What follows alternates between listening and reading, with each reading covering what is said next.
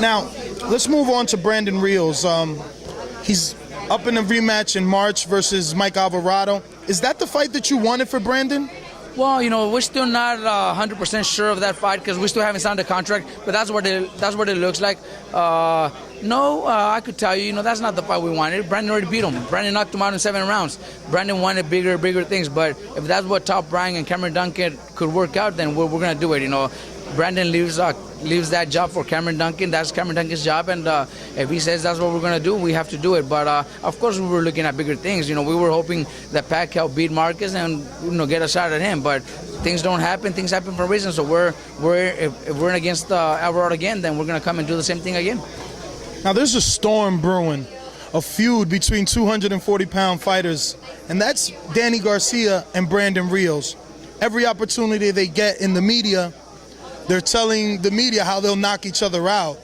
Do you think that our generation would have the opportunity to ever witness this fight because of the huge hurdle of the two promotional companies? Well, I could get into it too and say what I feel about the fight and what I feel about Garcia, and that would just be talking because I don't even think that fight will ever happen. I wish it could. I wish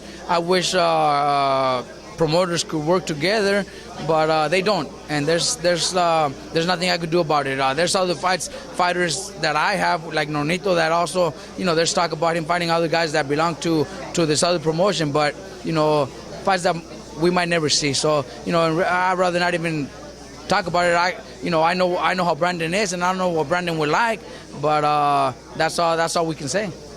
Now, realistically speaking, Marquez and Pacquiao are looking to take tune-ups. Then they're looking to do an out-of-country fight in September, which leaves Brandon Rios with no opponent after Mike Alvarado in March.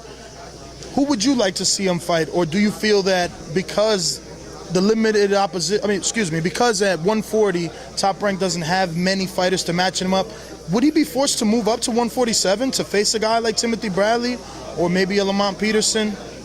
Well, that's up to Cameron Duncan. Whatever after this fight, if we fight Alvarado and everything goes well, then it's up to Cameron Duncan. Whatever he could work out for us, then we'll be ready for. If there's nobody at 140, then that means we'll get easy fights. I don't know. That's Cameron's job. And if we have to move to 147 to face somebody like Timothy Bradley, well, heck.